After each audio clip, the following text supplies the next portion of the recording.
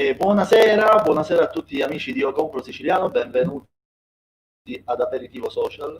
Oggi, come di consueto, arricchiremo il nostro concetto di scelta consapevole. Scelta consapevole vuol dire imparare a comprendere tutto quello che si può trovare in commercio, imparare a distinguerlo e soprattutto imparare a capire cosa dobbiamo portare, soprattutto nelle nostre tavole.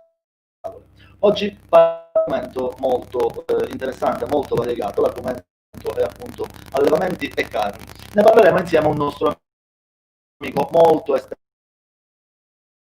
in questo campo. Si chiama Francesco Castellese, lo conoscete già, è già stato nostro ospite. Lui è un esperto di eccellenza siciliana, un grandissimo selezionatore di eccellenza. Buonasera e benvenuto Francesco, come stai? Ciao, ciao Ciccio, tutto a posto, grazie per l'intro, forse un po' troppo, come ben sai, però dico, alla fine sì, conoscitore di eccellenza un po' ne ho viste in questo periodo, in questi anni, quindi ti ringrazio per Ma lo fai per l'introduzione. mestiere, selezioni eccellenza.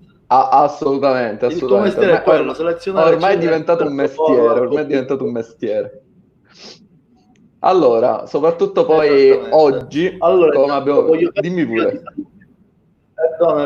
Perdonami, Franci, di fare un po' di saluti perché sono arrivati una valanga di messaggi.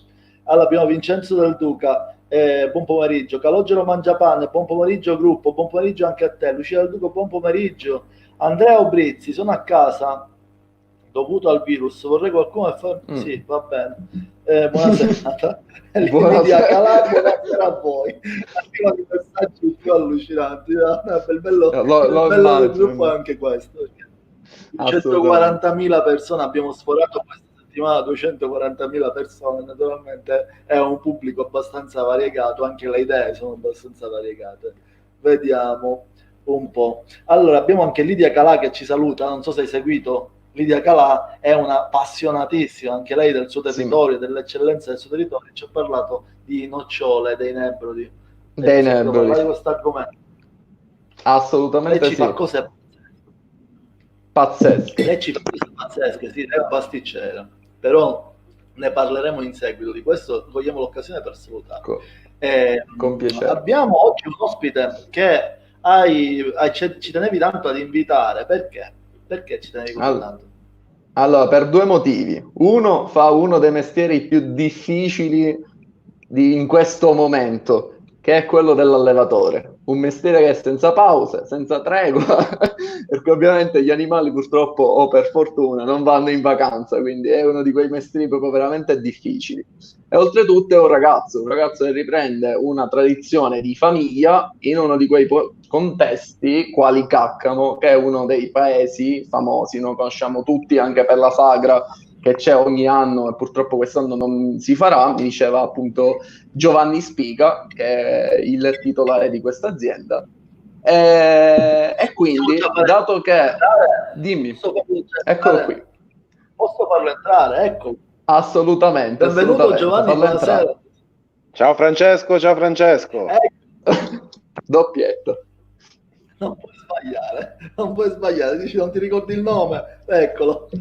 Hai Allora, visto? Giovanni è un grandissimo appassionato del suo mestiere. Io ho avuto modo di conoscerlo in giro per i mercati, perché lui si fa anche i mercati appunto del contadino dove ha la possibilità di raccontare i suoi prodotti a tutta la Sicilia. E questa cosa è una cosa che a me piace tantissimo, perché tutti quei uomini che come lui riescono ad ottenere, ad allargare il proprio bacino di utenza con questa volontà, con questa passione, perché essere presente così in maniera larga scala all'interno dei mercati in Sicilia è una gran fatica. C'è tanto lavoro, c'è tanto svegliarsi presto la mattina, tanti chilometri, tanto impegno e tanta dedizione. Quindi tanto rispetto per quest'uomo che fa questo lavoro con così tanta passione. Tra l'altro è quest'uomo insieme a tutta la sua famiglia e questa è la cosa più bella. A te la parola. Scusate l'introduzione forse prolungata. Grazie, grazie di tutto, dei complimenti. Sì, è un mestiere difficile, ma che dà molte soddisfazioni. L'importante è farlo sempre con passione. Sicuramente a, m- a me è venuto, la passione è stata, diciamo, tramandata, ecco, perché è un'azienda di famiglia. Si è partiti da mio nonno Giovanni Spica, ha avuto la lungimiranza per l'epoca, nel lontano 75, di aprire un allevamento di suini. Inizialmente abbiamo iniziato solamente con i suini, poi ha cominciato a vendere questi suini direttamente ai macellai, ai rivenditori, nell'epoca in cui c'era una richiesta di prodotto locale. Ancora la globalizzazione non aveva infettato il mondo in una maniera come oggi, diciamo così, devastante.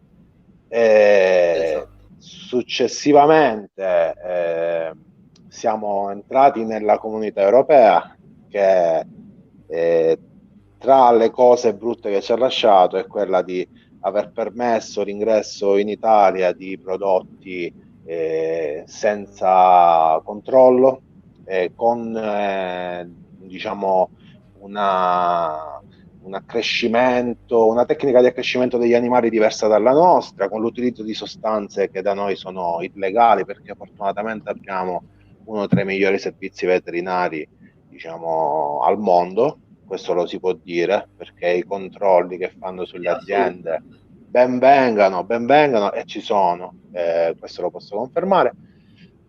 Poi all'inizio degli anni 2000 l'azienda è passata a mio padre, e lui è riuscito a intuire che per poter andare avanti, per non chiudere la baracca, dovevamo fare il salto, il passaggio, il salto di qualità, e saltare la filiera, ecco, fare la vendita diretta, aprendo proprio una macelleria all'interno dell'allevamento, inserendo altre tipologie, altre specie animali come i bovini, i suini, le gallinovaiole, i polli allevati all'aperto. Abbiamo cominciato con la vendita diretta, prima in azienda, successivamente anche nei mercati del contadino, mercati di campagna amica, che continuiamo a fare anche oggi. Mio padre insieme a mia madre, tutta la famiglia, abbiamo cominciato a lavorare lì. È sempre stato bello, ma pesante, perché purtroppo per fare la vendita diretta e portare un prodotto fresco, di qualità, bisogna lavorarlo il più tardi possibile e portarlo il più presto possibile alla gente. Altrimenti, essendo uno dei prodotti più deteriorabili che ci sono, come la carne, deve seguire la linea del freddo, è un iter molto complicato. Fortunatamente possiamo dire che siamo riusciti a far capire alle persone il prodotto di qualità, la differenza sostanziale che è sia di salute che di gusto, senza ombra di dubbio. L'impegno che ci mettiamo traspare in quello che facciamo. Questo è una cosa senza ombra di dubbio.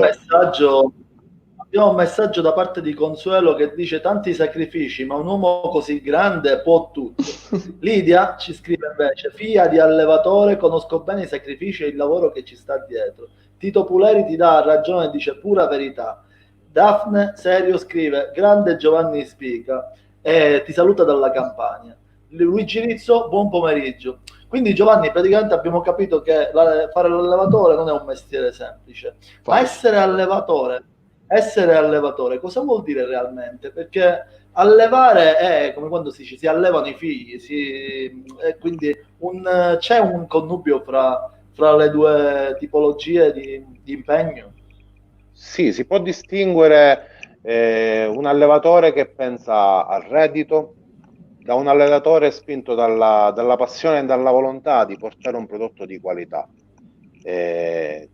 Allevare animali, senza ombra di dubbio, crea un legame tra l'animale e l'allevatore, che poi l'animale debba essere portato sulle tavole del consumatore. Questo fa parte del gioco della vita, però L'importante, la cosa fondamentale è far vivere la vita dell'animale in maniera più naturale e sana possibile, senza maltrattamenti,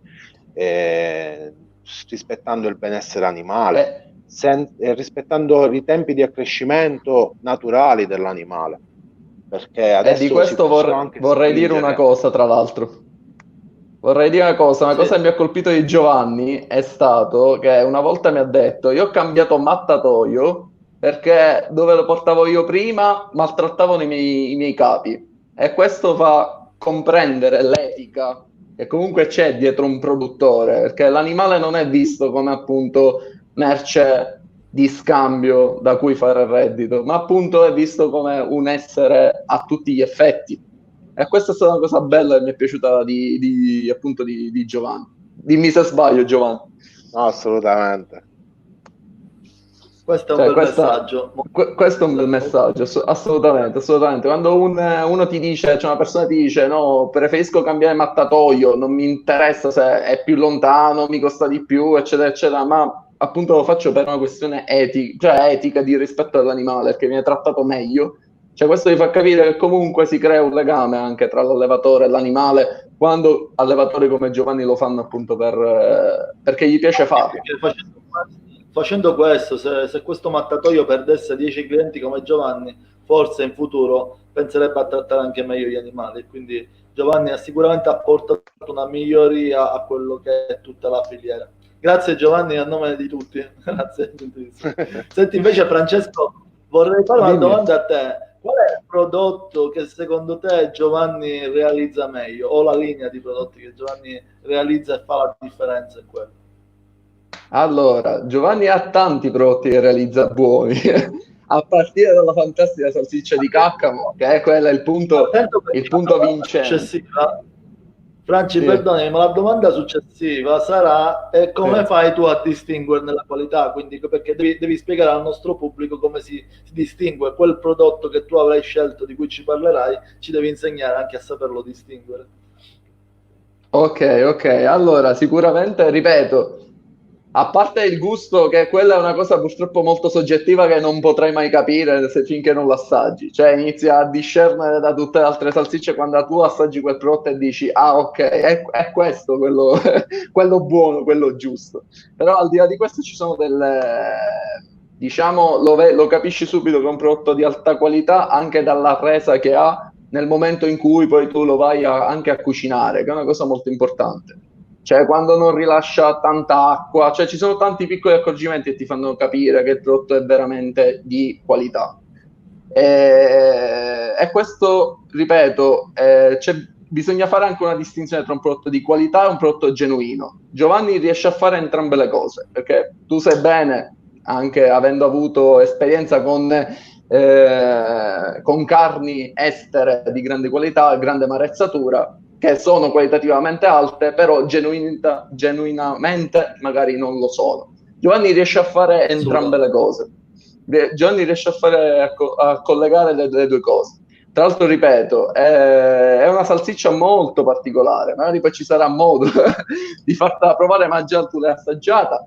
E ripeto, è peccato la sagra non si farà, quanto diceva Giovanni, vero Giovanni, quest'anno. Per le nuove normative Per le sul nuove Covid normative. probabilmente non si farà, sì. Però Però per diciamo si può poterla Parlando della trattare. sagra, comprendere, vi invito. ricordiamo che stiamo parlando della sagra salsiccia di Caccamo. Per tutti gli amici che si sono appena collegati, oggi siamo a Caccamo, siamo con Giovanni Spica, che è un allevatore molto famoso perché si gira a tutti i mercati, e lui è riuscito a far conoscere il suo prodotto a tutta la Sicilia con la volontà e tutto il suo impegno, tantissime mattinate di svegliarsi presto per venire a Palermo e portare i suoi prodotti, per raccontarli lui personalmente, per raccontarli al suo pubblico in questi mercati appunto itineranti. Grande elogio per Giovanni, che ce lo presenta il buon Francesco Castellese, anche lui grande estimatore di qualità ed eccellenza siciliana, e quindi ci teneva tantissimo a parlare insieme a noi di prodotti di qualità. Oggi stiamo parlando della salsiccia di Caccamo, ma a parte questo, in passato si è parlato di gente che metteva l'acqua nella salsiccia e cose varie per aumentarne il peso. Cioè, come si fa materialmente il pubblico? Come fa a riconoscere un prodotto del genere? Lo può fare solamente in cottura o riesce anche prima a fare una selezione? Allora, se vuoi infatti. posso rispondere Sì, io, sì, Giovanni, magari. rispondi tu da produttore, che sai... Allora, in questo momento, diciamo, dove l'estetica è quasi tutto, in questo periodo, dove l'estetica è quasi tutto, a volte una salsiccia di alta qualità può sembrare anche brutta, o grassa, o non so, diciamo di non un bell'aspetto, però è di elevata qualità. Si deve essere bravi nel capirlo solamente alla vista, perché non è semplice. Non è indice. Si può capire, allora, per quanto riguarda la salsiccia di Caccamo, che è fatta solamente di maiale, carne di maiale, e non di tutti i tagli, ma di alcuni tagli specifici, si può capire dal colore, ma bisogna conoscere bene le varie sfumature di colore, dal rosa alla carne rossa. Perché se viene inserita appunto del vitello nella salsiccia, perché il vitello non è stato venduto dal macellaio, quindi deve essere venduto, il modo più semplice dal macellaio è inserirlo nella salsiccia. Allora, questo non vuol dire che non è buona, però la salsiccia nasce come carne di maiale. Si possono notare, bisogna stare attenti a notare queste piccole chiazze rosse di carne di vitello appunto all'interno della salsiccia. Poi sicuramente in cottura, perché si può aggiungere molta acqua nella salsiccia, perché Esatto. è un prodotto che trattiene bene i liquidi. Questo è fatto proprio per aumentare il peso, vendere l'acqua a costo di carne. Questo in cottura diciamo, è molto evidente. Ma non è diciamo, l'unica cosa. Il gusto, poi bisogna essere, diciamo, adattarsi. Molti riescono anche ad assaggiare la carne cruda, la salsiccia cruda, e capiscono la differenza. Però diciamo, questa è una tecnica che si acquisisce con l'esperienza, ecco.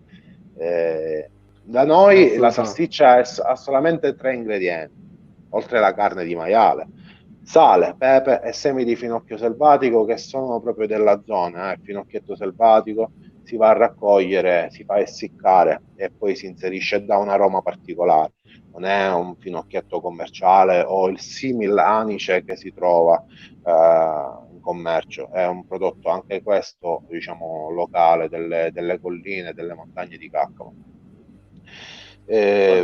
Poi la cosa principale secondo me deve partire dalla materia prima, la carne. L'animale deve essere locale, l'animale deve essere allevato bene, allevato fin dalla nascita nel rispetto del benessere animale. Noi dalla nascita, sì, questo senza ombra di dubbio. L'alimentazione deve essere formulata per dargli tutte le sostanze nutritive necessarie, perché il maiale è un animale che ha bisogno di alcuni aminoacidi essenziali, come la lisina, che sono fondamentali per il suo accrescimento, per lo sviluppo scheletrico e muscolare.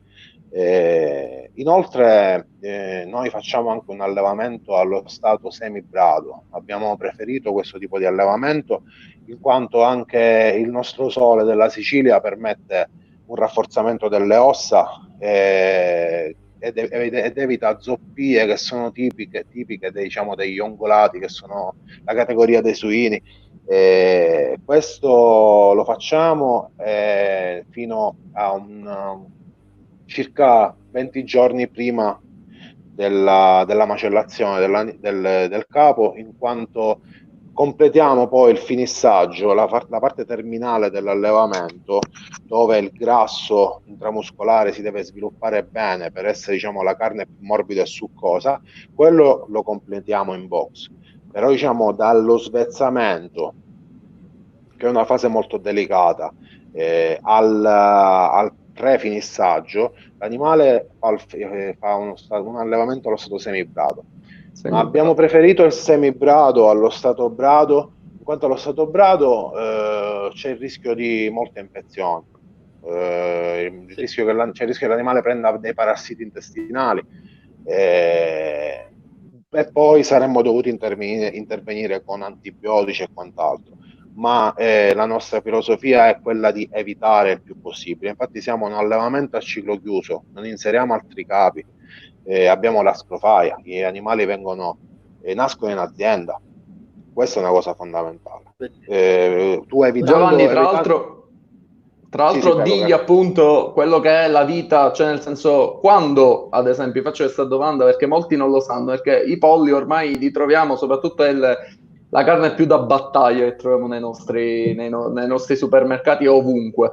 Spiegagli quant'è il vero accrescimento di un pollo, perché molte volte in 15 giorni noi ritroviamo sulla nostra tavola un pollo che in realtà ancora in 15 giorni il pollo non è, perché viene cresciuto con antibiotici. E anzi, invito gli amici, e Giovanni qua mi può dare conferma, a verificare quando si acquista un pollo se quel pollo è stato cioè ha avuto un accrescimento naturale oppure no. Basta vedere l'osso dello sterno, perché un pollo, tra virgolette, con l'età corretta dovrebbe avere l'ossa cale, come è giusto che sia appunto il volatile, e quindi messo il riflesso dovrebbe essere trasparente, cosa che molte volte non è, e ciò significa indice di un pollo che è stato allevato e cresciuto, appunto, è diventato pollo, l'hanno fatto diventare pollo. Quindi spiegaci, Giovanni, quanto dovrebbe impiegare un pollo per diventare tale. Un pollo, diciamo, dovrebbe crescere nell'arco dai 3 ai 4 mesi, naturalmente, senza essere spinto. Oggi come oggi si è arrivato a portare un pollo sulle tavole degli italiani, del mondo, in 20 giorni. Sì. In 20 giorni e hanno selezionato, si è riusciti a selezionare delle razze di pollo dove il petto è talmente grande che se viene venduto dopo i 20 giorni o i 30 giorni, l'animale diventa zoppo perché è troppo pesante. La crescita muscolare è troppo pesante rispetto a quella ossea. Diciamo, si può fare di tutto ormai. Perdonami, ho diversi messaggi da leggerti, ma uno in particolare, Valeria San Giacomo, che dice: se solo riusciste a recapitare anche fuori regione, perché ogni volta che scendo in Sicilia mi tocca fare i carichi. Fai anche spedizioni, Giovanni, così anche per poter informare l'amica. Non ancora. Giovanni si attrezzerà presto per fare anche comunque la qualità è giusto che sia anche nei paraggi, perché il fatto che magari possa arrivare un po' ovunque potrebbe anche essere sintomo di perdita di qualità, così anche a grandi linee. È vero, buon Francesco Castellese? Cosa mi dice? Assolutamente sì. Infatti con Giovanni abbiamo avuto nel periodo, soprattutto nei periodi clou, che tu sai che noi abbiamo molte feste con la ricorrenza dove usiamo la carne. Molte feste. Giovanni mi ha detto: guarda, ordinazioni prendi fino a un tot, perché noi non ti possiamo garantire un prodotto, cioè non possiamo garantire prodotto per tutti. Questo è indice sicuramente di una qualità, di genuinità del prodotto, perché vuol dire che Giovanni ha quel numero di capi e quel numero di capi riesce a gestirsi. Mentre in altre situazioni trovi appunto carni in tutto il periodo dell'anno, in qualsiasi cosa, cioè in qualsiasi periodo dell'anno, in qualsiasi festa e ricorrenza. E questo la dice lunga su quanto un capo a volte può essere spinto a diventare tale, anche in termini di resa. Perché un animale, ripeto, che mangia cibo genuino, che fa uno stato semibrato come Giovanni, anche una resa minore. Per questo poi il discorso del prezzo, perché molti dicono: la carne allevata in un modo, perché costa così tanto rispetto a quella del supermercato? Per questo, perché dietro c'è un allevamento maggiore, cioè in termini di tempo, qualitativamente maggiore, in termini di cosa vai a dare da mangiare all'animale, e infine in termini di qualità, perché un animale che ti mangia in stato semibrato non accresce come un animale che sta H24 proprio lì, che sta solo esclusivamente, passa la vita a mangiare. Quindi hai anche una resa minore. Quando sento fare questa domanda a me direttamente o a qualche amico, la mia risposta è sempre l'esatto opposto. Non ti devi chiedere per quale motivo questo prodotto costi tanto, ma ti devi chiedere per quale motivo quello costi così poco. È quella la domanda realmente da farsi, perché bravo, è quella la risposta risposta da trovare. La risposta sta nel fatto che negli ultimi 30 anni, 40 anni ci hanno abituato a mangiare munnizza, è roba super industriale che arriva da chissà dove e quindi deve arrivare al prezzo più basso possibile perché c'è una filiera così lunga e naturalmente ad ogni step ci deve guadagnare qualcuno e di conseguenza noi compriamo un prodotto dove ci ha guadagnato tutta una filiera e l'unico a non guadagnarci è l'allevatore, di conseguenza l'allevatore deve produrre diciamo non qualità, diciamola così in maniera. Ma infatti una delle cose, una delle tematiche che più, tra virgolette, mi preme e mi sta a cuore, in generale su ogni tipo di prodotto che arriva sulle nostre tavole, è il discorso, ad esempio, del bio. Ma il biologico, secondo me, non dovrebbe essere etichettato come bio. Noi dovremmo ragionare in maniera diversa. Dovrebbe essere etichettati tutti quei prodotti, elencando tutte le sostanze, cioè tutte le sostanze che sono all'interno di quel prodotto. Cioè, se la gente avesse la consapevolezza che all'interno di quella carne trova tutti quei tipi di ormoni o in quel tipo di verdura trova tutti quei tipi di pesticidi, lì secondo me le cose cambierebbero. Invece non è così. Viene visto l'allevamento naturale come qualcosa di diverso. Quello che penso io è che non è la certificazione che può fare la differenza della qualità, ma bisognerebbe trovare il tempo, perché per come riusciamo a trovare il tempo per fare tutte le altre cose della nostra vita, riuscire a trovare il tempo di andare a conoscere chi è che produce quei prodotti che noi portiamo a tavola sarebbe la cosa migliore, perché tanto alla fine una volta lo devi conoscere, un Giovanni o un Gaetano o un Francesco che producono qualcosa di eccezionale e poi da lì non lo molli più, perché naturalmente conosci quel prodotto e per sempre avrai quel prodotto, perché avrai capito come Giovanni alleva, come il contadino invece coltiva e tutto il resto di eccellenze, può essere un vino, una birra, tutto quello che porti a casa. Bisogna dedicare tempo a questo. Perdonami Giovanni, non tutti hanno il tempo di andare da tutti gli allevatori, a casa degli allevatori, e quindi proprio per questo nasce il progetto Io Compro Siciliano, e quindi Aperitivo Social, che porta a casa della gente le facce degli allevatori, come fa oggi il buon Giovanni, che ci mette la faccia, si racconta quella domenica, quella mezza giornata libera che aveva da dedicare alla sua famiglia, invece la sta dedicando a noi per raccontarci come si fa a distinguere un prodotto di qualità o meno. E per questo lo ringraziamo. È un piacere. È un'arma che ha il consumatore, è quella di controllare la tracciabilità del prodotto. Sulla carne c'è una cosa fondamentale che si chiama tracciabilità, modello 4, che ti permette di capire dove è nato l'animale, dove è stato allevato, dove è stato macellato. Non è indicativo di nulla, non è indicativo di come è stato allevato, però è indicativo della provenienza. Già conoscendo la provenienza, puoi scindere l'animale italiano da quello francese, da quello peggio ancora spagnolo. Perché la legislazione italiana, con tutto che siamo nella Comunità Europea, ha una normativa, quella francese ne ha un'altra, quella spagnola ne ha un'altra. Ti ho fatto dei livelli di proposito con la mano, perché sono 3 livelli completamente differenti. E poi è strana questa cosa, sai Giovanni? Perdonami Giovanni, perché in realtà questa cosa è anche declassante nei riguardi della Spagna, perché la Spagna in realtà fa dei prodotti fantastici, solo che ci sono quelli di qualità che restano in Spagna e quelli invece di non qualità pessimi che arrivano all'estero. E io non riesco a comprendere queste cose, come mai la Spagna consente questo genere di cose, perché poi nel mondo naturalmente quel prodotto viene visto male, ma non quel prodotto, quel paese, quando invece quando vai a mangiare in quel paese nei posti giusti e trovi il prodotto giusto, capisci la differenza. Che è un prodotto di eccellenza. Ma Fra, considera che ad esempio c'è solo cioè ad esempio ci sono solo allevamenti, così in Francia, Giovanni lo sa benissimo, che producono solo capi ai fini di venderli ad altri allevamenti. Cioè ci sono proprio allevamenti che non nascono, vendono proprio i vitellini, le cose proprio piccoli allo scopo di essere riallevati nuovamente. Quindi dico, c'è tutto un business su questa cosa che purtroppo, ripeto, è terribile. Cioè mentre Giovanni alleva appunto per poi avere il piacere di portare nella tavola di tutti i suoi capi, ci sono quelli che allevano in massa per rivendere poi quelli che sono polli, vitelli o qualsiasi cosa. Quindi è importante, come diceva Giovanni, leggere la tracciabilità.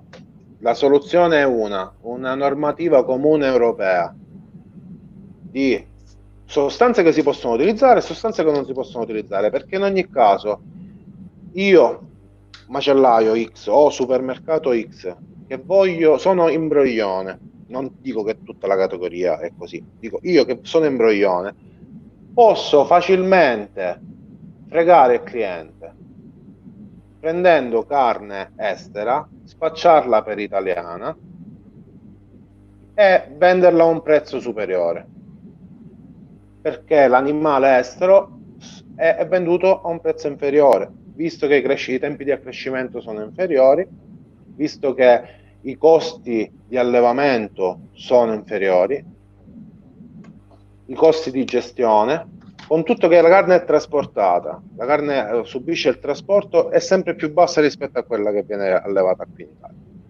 La zootecnia ha una valvola di sfogo che è la vendita diretta. L'unica soluzione è questa, a mio avviso.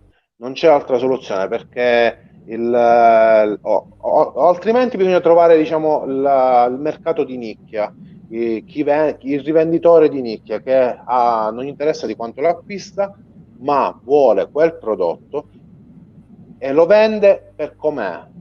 Ad esempio Francesco che compra il prodotto a un prezzo più elevato rispetto a quello che si trova in giro, ma garantisce al cliente un prodotto di elevata qualità. Giovanni, ho due domande da parte dei due amici. Allora, intanto salutiamo Fabrizio Gigetti, Claudio Sedita, Rosalia Di Salvo e tutti gli amici che ci stanno seguendo. E poi Luigi ti fa una domanda. Nei supermercati si trova allevato in Francia, macellato in Italia. È consigliabile l'acquisto? Io direi proprio di no. Perché allevato in Italia significa anche una fase piccola dell'allevamento. Per esempio il vitello viene macellato intorno ai 12 mesi di vita. Bastano 40 giorni della propria vita, della vita del vitello, per diventare allevato in Italia. Ma il vitello può essere, tutto il resto della sua vita la può aver vissuta in Francia. Infatti in Francia. La Francia è una dei mali minori, perché la maggior parte della carne bovina in Italia arriva dalla Francia. È uno dei mali minori.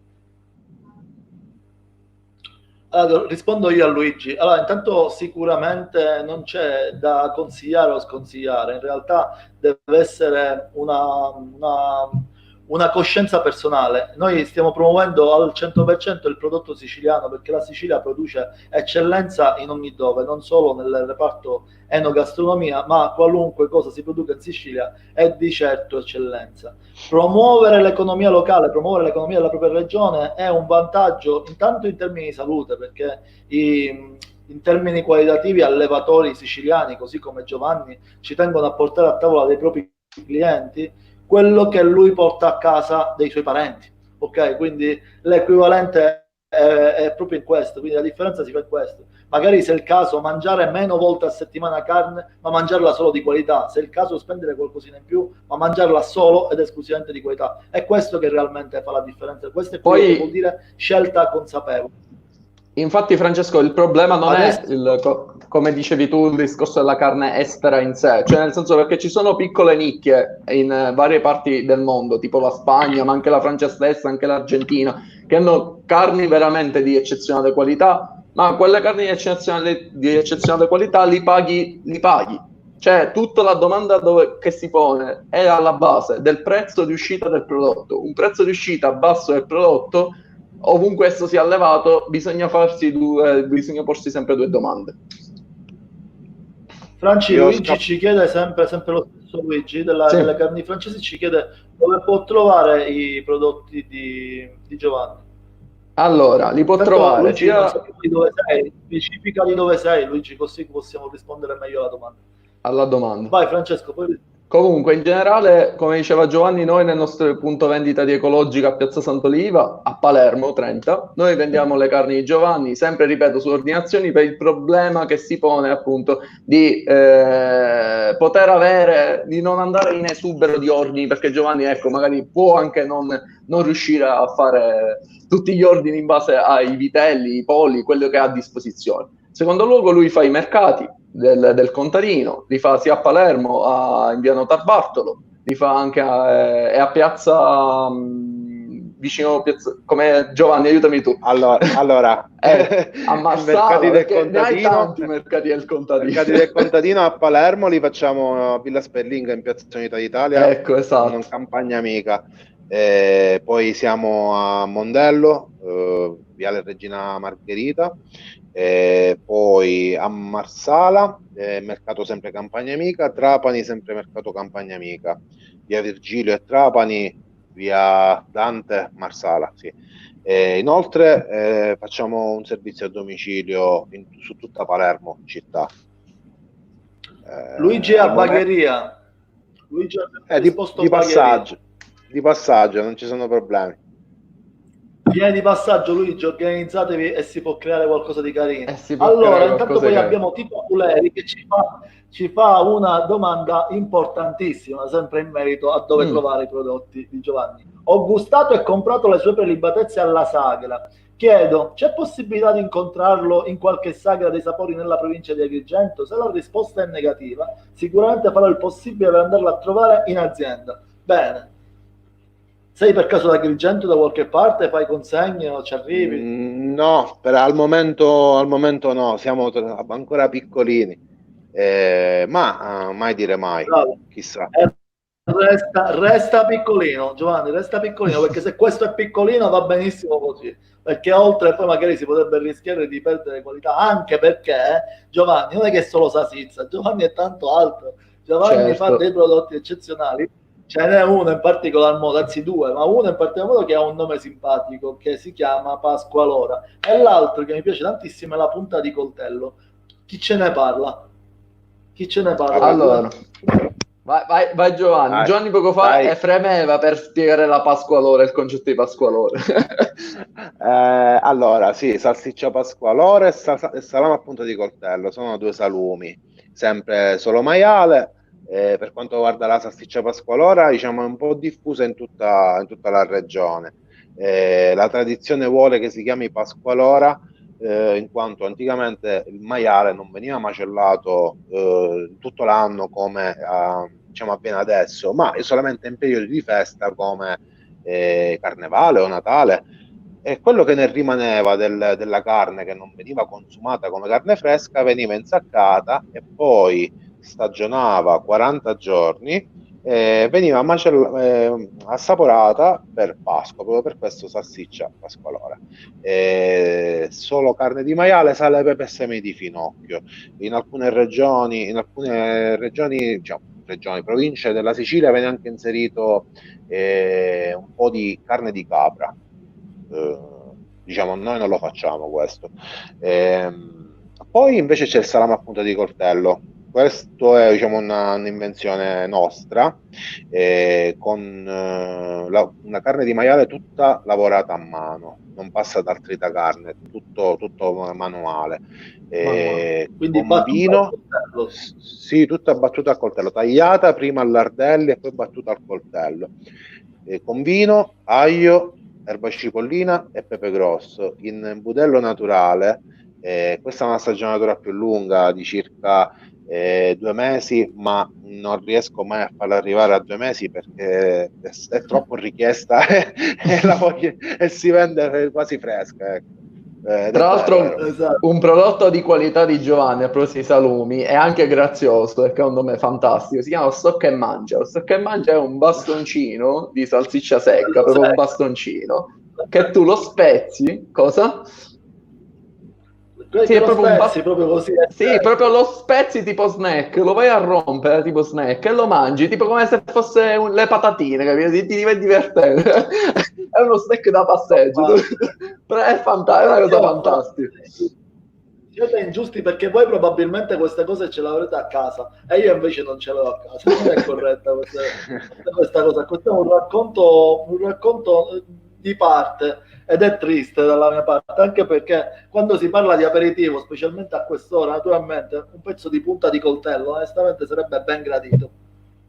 Assolutamente. Ma quindi praticamente sostanzialmente è anche una questione di farcitura e di stagionatura che fa la differenza fra Pasqualora e la punta di coltello. Di lavorazione anche. di lavorazione, perché c'è la lavorazione è tutta taglio. manuale, col coltello. Poi c'è anche un'altra cosa importante, che nel punta di coltello devono essere selezionati le carni in maniera tale che la parte magra sia completamente magra e la parte di grasso sia completamente di grasso. Si deve fare questa selezione. Non ci può essere la pancetta che ha la striscia chiara e la striscia magra e la striscia di grasso. Devono essere tagli di coscia e lardo lombare del maiale. Tra l'altro poi essendo identico per entrambi? Il budello si chiama dritto. Dritto, Okay. sì, è un budello dritto di bue.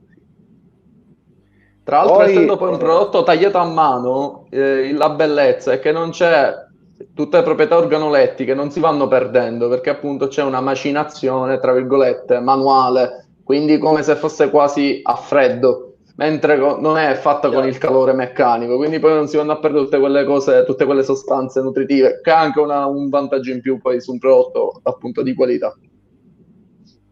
Sì, Fantastico. Abbiamo dei progetti per il futuro importanti comunque, anche di arrivare a fare il prodotto, il cotto, il prosciutto cotto, le fese. Sul prosciutto cotto, ad esempio, che c'è pochissima cultura in merito al prosciutto cotto, mi piacerebbe tanto dire, perché è una cosa importante. Originariamente il prosciutto cotto che colore è? Originariamente?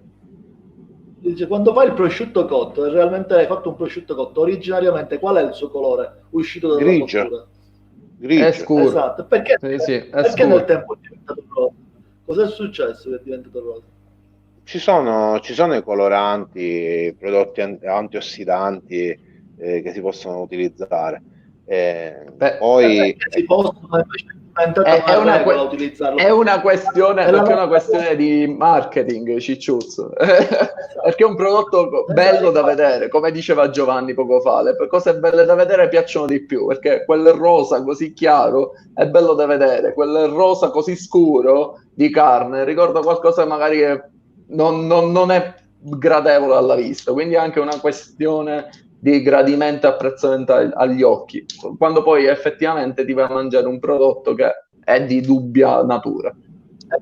Ed è proprio là che bisogna fare informazione, signori, bisogna fare informazioni là e cominciare a spiegare alla gente, perché l'errore secondo me in passato è stato fatto nel non spiegare alla gente, ma spiegare tutta la filiera produttiva.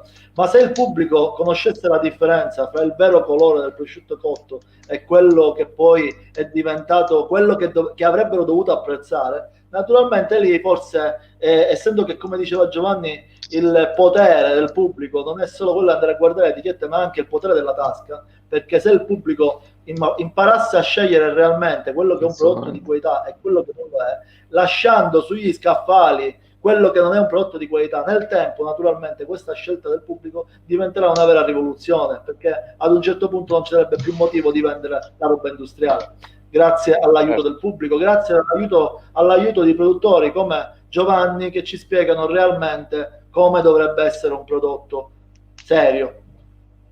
Esattamente. Bene, signori, siete veramente fantastici, perché voi esprimete cultura enogastronomica, avete tanto sapere da raccontare e sicuramente vi inviteremo nuovamente a parlare di questo argomento, perché l'allevamento è un argomento così vario e variegato che ce la parliamo. È vasto. Avete fatto anche un anticipo sui polli. Domani parleremo di allevamenti di polli, appunto, credo con un allevatore che fa allevamento terra, che abbia il più grande numero di polli in Sicilia, se non erro. Però ne parleremo domani di questo, perché l'allevamento è la base appunto di quello che poi alla fine portiamo a tavola, perché è il primo passaggio. Quell'uomo che si prende cura dell'animale fino a che non viene poi macellato e poi lavorato per arrivare alla nostra tavola. Ed è fondamentale conoscere questo argomento e saper distinguere un allevatore di qualità da un allevatore che pensa solamente al rendimento e al business. Giusto, Franci? Assolutamente sì, assolutamente sì. è vitale, infatti, ripeto, tutti gli allevatori che lo fanno in maniera seria, prima di tutto pensano al benessere animale, successivamente viene quello che può essere il reddito, perché non si spiega perché Giovanni, appunto, mantiene l'allevamento, tra virgolette, ridimensionato, appunto per offrire a tutti un prodotto che sia di altissima qualità e non un prodotto commerciale, perché potrebbe fare tranquillamente come tutti. Quindi acquistare prodotti dall'estero, spacciarli per allevati in Sicilia, venderli come siciliani, però dico non lo fa per una questione appunto etica. Ma poi ripeto, il sapore è quello che poi non può sfuggire. Chi assaggia un prodotto di qualità... oltre che etica, oltre che etica è passione. Dimmi. Esatto, bravo, ed è qua che ti voglio. Consuelo dice quanto gli piace spiegare quello che fa. Francesco Castellese, fallo uscire dal mood serioso. Esatto, fallo uscire, fallo sorridere, fallo arrivare a quello che è perché ho conosciuto pure allora, Giovanni è timido perché è uno quello che ci crede, è genuino, una persona genuina. Poi qualche volta ti metto le telecamere nel negozio e riprendiamo quello che succede là dentro quando viene lui. Ragazzi, ti faccio vedere la parte divertente. Ci sono 240.000 persone che non mi conoscono, non posso esagerare. Ma invece ti devi fare conoscere veramente per la tua disponibilità, la tua simpatia, il tuo sorriso, che è quello che fa la differenza. Ma tu che pensi che la gente va da Francesco perché è più bello, perché sorride, lui sorride, la gente ci va per questo. È importante il sorriso. Con un sorriso io spiegavo, in passato spiegavo a delle mie collaboratrici che alle volte con un sorriso riesci a farti perdonare la più grande delle minchiate che puoi avere fatto. Basta un sorriso riprende, quindi è fondamentale, appunto, lo ripeterò all'infinito. E quindi questo. Ma Consuelo è parente tua, Giovanni, e tua moglie? Ok. Esatto. Okay. Un gesto, 1000 parole. Okay. Salutiamo Consuelo, grazie per questo appello fatto a Francesco. E poi abbiamo Daphne che dice: ma vogliamo parlare dei vostri involtini? Involtini, ad esempio, tanta roba. Ti mancano, Francesco, ti mancano? Certo, involtini penso che gli mancano, non li ho provati, certo che gli mancano. Allora, sabato viene a Villa Sperdinga. In questi giorni però ti dico una cosa, signori. Allora, tutta la vita io ho mangiato involtini, tutte le modalità possibili e immaginabili, perché mia mamma era una macellaia, aveva una macelleria negli anni 70 ed è stata fra le primissime, se non la primissima donna a fare questo mestiere e soprattutto a fare preparati negli anni 70, che sono tipo gli antipodi.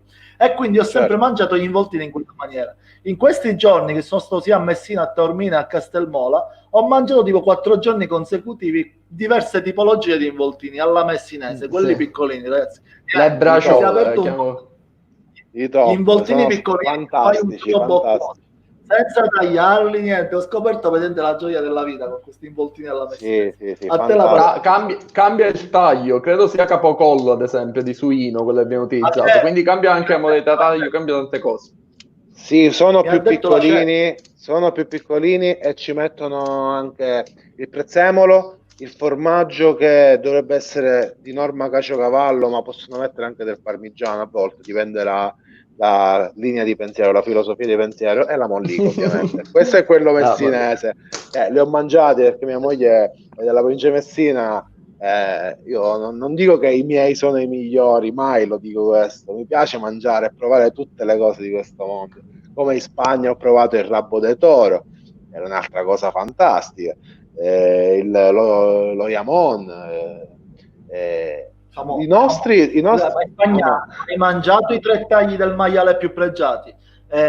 Sono la pluma iberica, la presa e il segreto. Sono 3 tagli di maiale pregiatissimi, che dal maiale, per un maiale da tipo oltre 300 kg, praticamente escono 600 grammi di un taglio di questo genere. Sono 3 tagli pregiatissimi, sapore infinito, e sono appunto i tagli più pregiati che nella nostra modalità di macellazione spariscono, perché si ritrovano poi in alcuni pezzi tipo di costata o di varie parti. Ma sono dettagli fantastici. Ci possiamo informare e ci possiamo anche provare, dai. Certo, poi ti mando i disegni da dove si trovano, perché la pluma, ad esempio, è una forma di piuma che si trova qua dietro, e se ne ricava poco dal maiale, ma sono eccezionali. Quando tu metti questo taglio intero sul barbecue, hai un mix di Mamma sapore mia. poi in bocca, a metà fra stigliola, la parte più buona del maiale che tu abbia mai mangiato, per poi finire alla parte che sia dell'attaccatura all'osso della fiorentina più frullata che tu abbia mai mangiato. Un mix di sapore Fantastico, infinito. Sì. fantastico, Mi sta fantastico. avendo l'appetito, ragazzi. Gli involtini, Ok, mi parli dei involtini? Allora, involtini, ricetta di mamma, fatti o di maiale o di vitello, con due tagli specifici. Il vitello si utilizza un taglio che nel palermitano viene chiamato contra, in realtà in italiano è il fesone di coscia, viene tagliato molto sottile, a macchina perché deve essere molto molto sottile, poi viene farcito con pangrattato parmigiano, prosciutto e mozzarella, uovo crudo nell'impasto e un po' di latte. È tutto steccato con fantastico, alloro e cipolla da fare al fantastico. forno o sulla brace, proprio anche questi fantastici. Però sono grandi, non come quelli di me messinesi. Un boccone. Dovresti tagliarla a metà, Francesco, se te la accolli. Almeno Lo trovi sì, sì, disponibile. mi sacrifico, guarda, faccio questo sacrificio di tagliarli. Invece a me piace cuocerli in padella antiaderente senza olio, Senza lasciarli olio. staccati per i due lati, poi non appena si stabilizzano togli la stecca e li fai cucinare anche dai lati, perché non mi piacciono troppo cotti, poi la carne secca troppo, mi piacciono che No. la carne si deve sentire. Ragazzi, Anche l'appetito, diciamo, fritto, anche fritto. Il fritto non perde mai. allora, Ci ha, fritto, qua ci ha c'è da aperto un parlare. nuovo scenario. Per quanto riguarda il fritto, mi tocchi nel cuore, perché proprio in questi giorni ho avuto una diatriba con una coppia di amici miei che hanno comprato la friggitrice, questa qua ad aria, no? E quindi li ho dovuti cancellare dagli amici. Poi naturalmente ci siamo la frittura si fa con l'olio, signori, con l'olio. Potete scegliere la tipologia di olio che volete, ma l'olio ci deve essere, perché senza olio è come il motore più potente della Ferrari più bella, ma se non ci metti l'olio, aggrippa e non funziona. Quindi Non l'olio è funziona. fondamentale. Dillo anche tu, Giovanni, dillo anche tu, perché magari la tua voce risulta più funzionale sotto questo Non profilo. posso farlo perché mia moglie ha comprato la friggitrice ad aria. Questo è un appello di speranza. Ci c'è stato un appello di speranza di un uomo che vuole salvarsi. Consuelo, che gli fai fare a Giovanni? Consuelo, non glielo puoi fare Ritiro fare. il saluto. Consuelo, mi dispiace. Consuelo, glielo puoi fare fare. Vabbè. Ma non si può Sono chiamare ragazzi. friggitrice, la dovete chiamare ariatrice, come volete voi, ma non si può Ariatrice. chiamare. Sì, sì, Un sì, po' sì. per friggere bisogna sfrigolare, c'è bisogno dell'olio, non va bene. E vabbè, che ci vuoi fare? Cioè noi dobbiamo convincere il pubblico a scegliere consapevolmente, e poi noi a casa ci compriamo la friggitrice ad aria, ragazzi. No, non possiamo. No, è un messaggio che parte male. Franci, parlaci tu, quando lo prova a fare. Assolutamente. Convincerò Consuelo a buttare la friggitrice, a fargli le cose belle fritte con l'olio. Noi abbiamo l'olio eccezionale, bello, ci vuole Ma, l'olio. ma anche perché sono Abbiamo deperito, ne ho bisogno, lo vedi? Abbiamo il miglior olio del mondo, il miglior olio del mondo, ragazzi, il prodotto che ci invidia tutto il mondo, perché per quanto riguarda tutto il resto, bene o male, in un modo o nell'altro si riesce a trovare qualcosa di similare se qualcuno si impegna, ma l'olio si possono impegnare quanto vogliono, non riusciranno mai a realizzare l'olio e la diversità di olio che riusciamo ad ottenere in Sicilia. Perché dobbiamo friggere con l'aria? Scusa, lasciamogliela fare agli altri. Lasciamo a chi non ce l'ha l'olio l'aria. Dice non c'ho l'olio, ma accontento dell'aria, va bene. Non ringrazio. Sta provando a difendersi. Sentite il rumore di qualcuno che si arrampica fra gli specchi. Consuelo dice: ci faccio il pane abbrustolito, tranquilli. Ha detto questo. Hai fatto un investimento. Consuelo, se continui a friggere così, non te li faccio trovare più i pacchi di mandorle, perché Consuelo è un amante delle mandorle e la frutta secca che vendiamo noi, quindi non gliela faccio trovare più, è bene che inizia a friggere bene. No, vabbè, ma se veramente crostini, solo questo.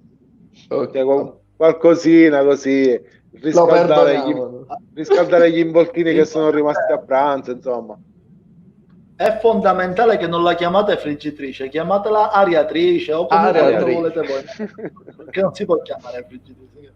Va Ariatrice. bene, signori, è bellissimo parlare di questo genere di cose perché naturalmente, come avete visto, più che un'intervista è una conversazione tra amici, proprio appunto per andare a sostituire quegli Certo. aperitivi che ci facevamo con tutti gli amici in cui si parlava di idee, progetti, nuove attività che nascevano, eccetera. In tempi di Covid ce le siamo fatti in casa raccontando quelle che sono appunto lei sempre le idee, i progetti, eccetera, eccetera. Scambiare che ne facciamo un altro tutti di persona con la carne di Giovanni e almeno è la frittura quella giusta. Appena assolutamente possibile. sì, la frittura. Non mancherà per questo, ragazzi. Non mancherà Ma per adesso questo. ho capito, ragazzi. Franci, ma tu hai capito quando lui ha detto come si fanno gli involtini e se ne è uscito, dice ma anche fritti, c'è stato in realtà un sogno. È stato un sogno dello ci ha pensato un attimo, ha detto ma saranno buoni anche fritti, erano buoni a bei tempi. Ma anche fritti, gli ho numerato un mondo, capito? E poi abituato a mangiarli ad aria, cioè ariarli, Ma di aria. lo stai Franci, ma lo stai guardando cosa ha fatto? Gli premo la fede, ci sarà qualche segnale nella fede che tipo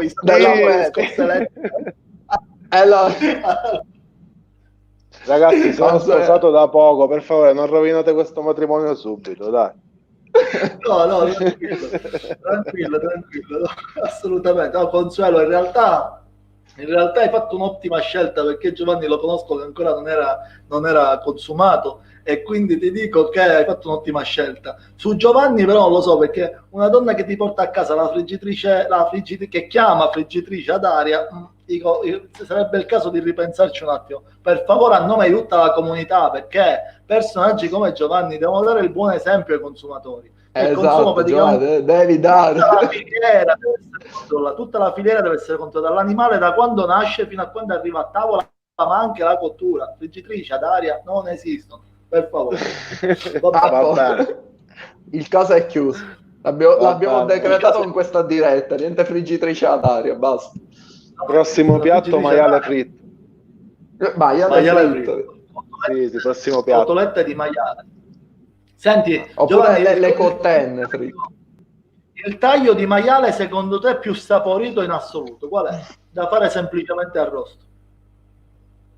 O pancetta o capocollo, sono due, perché hanno quell'amarezzatura di grasso all'interno che le rendono dolcissime.